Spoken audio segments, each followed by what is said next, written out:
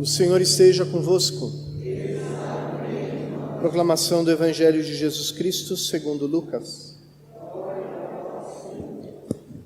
Naquele tempo reuniu-se uma grande multidão e de todas as cidades iam ter com Jesus. Então ele contou esta parábola. O semeador saiu para semear a sua semente. Enquanto semeava, uma parte caiu à beira do caminho, foi pisada e os pássaros do céu a comeram.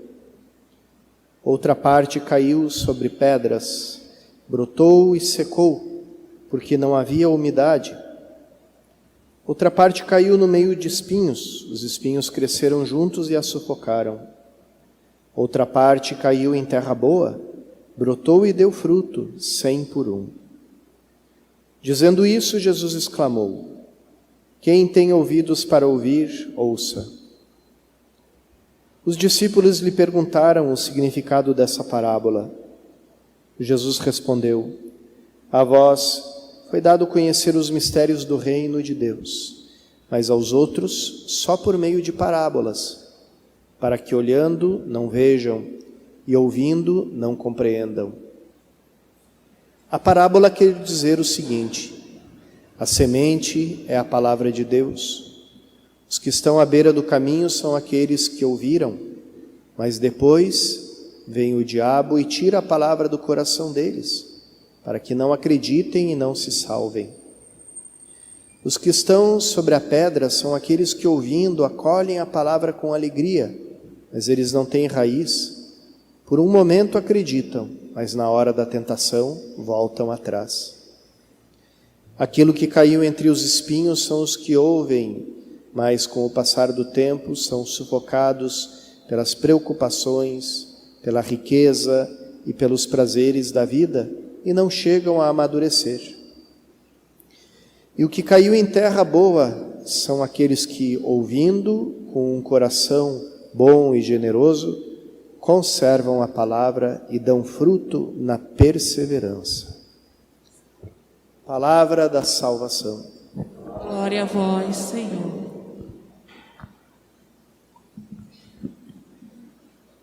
Antes da gente falar sobre a parábola propriamente dita, que é quase supérfluo porque Jesus mesmo explica, né, o que ela quer dizer para os seus discípulos, ou seja, para nós.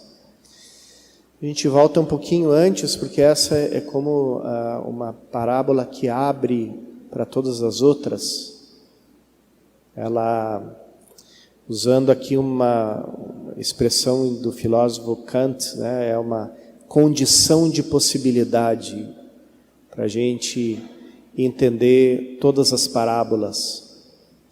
Porque cada parábola de Jesus é isso, é uma semente que ele joga, que depende de um terreno bom para dar fruto. Cada parábola tem esse poder de se desenvolver. Cada palavra de Jesus tem poder de entrar na nossa vida e de dar muito fruto, como os santos dão testemunho. Por que Jesus fala em parábolas? A primeira explicação que ele dá, Jesus fala de uma forma aberta, usa uma linguagem que não te obriga a entender. Ela te deixa livre. Se você não quer entender, você diz: não, é muito estranho, por que falou dessa maneira? Por que contou? Por que usou imagens? Não consigo decifrar essas imagens. Mas aquele que quer entender, que quer acolher a palavra, que quer que ela dê fruto, vai e medita na riqueza dessas palavras de Jesus e dessas parábolas que ele conta. A semente, ela tem uma quantidade de significados muito rica, aparece em várias partes do Evangelho. São Paulo, na primeira leitura, usa ela para falar da nossa condição de ressuscitados.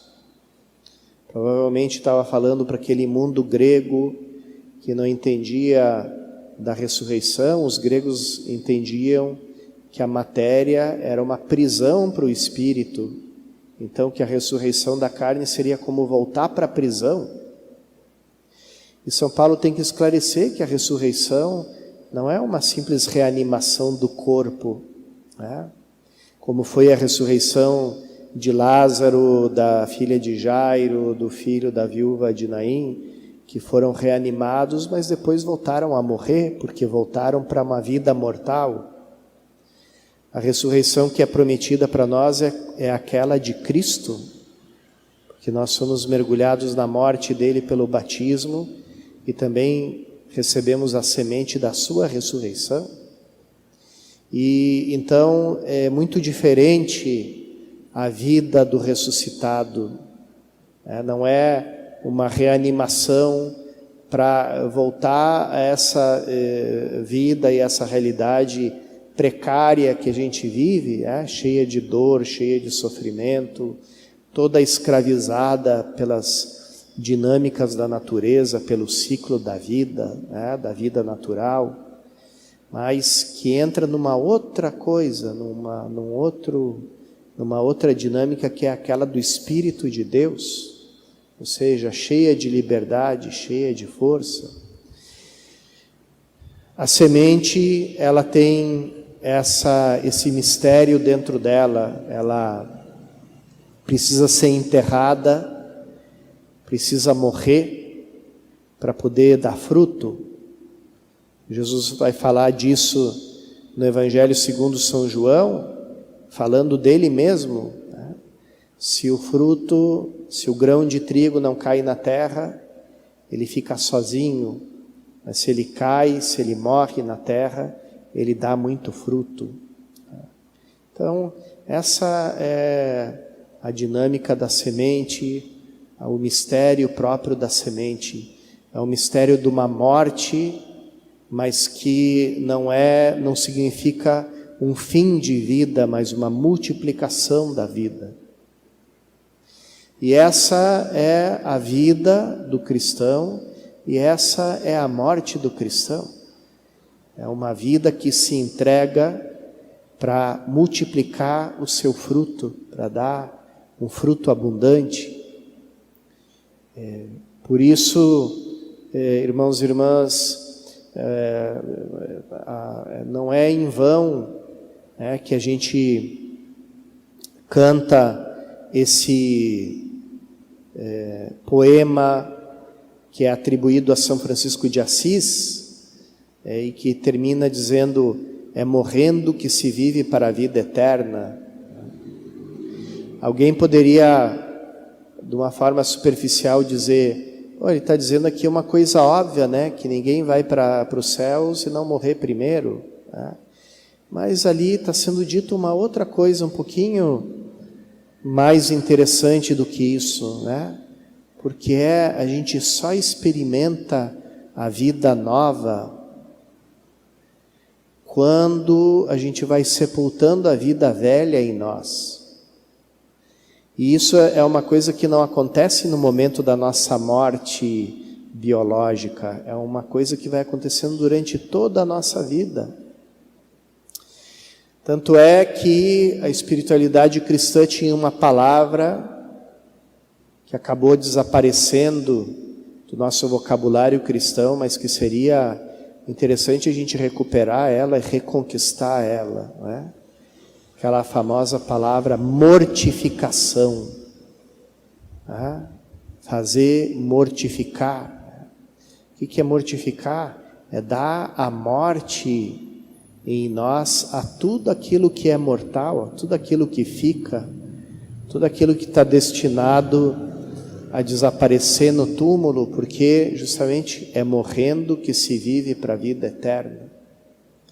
Então, fazer morrer o nosso orgulho, fazer morrer a nossa vaidade, fazer morrer a nossa ganância, fazer morrer a nossa avareza, fazer morrer a nossa impureza, fazer morrer a nossa inveja, a nossa gula, nossa ira, a nossa preguiça.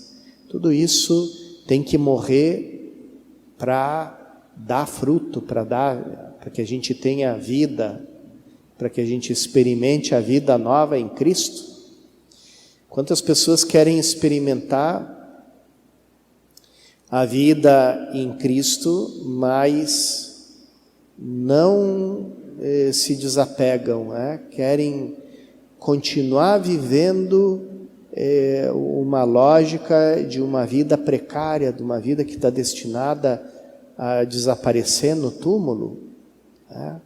E fazendo isso, a semente não amadurece, como Jesus fala na parábola, junto com a semente estão os espinhos, os espinheiros.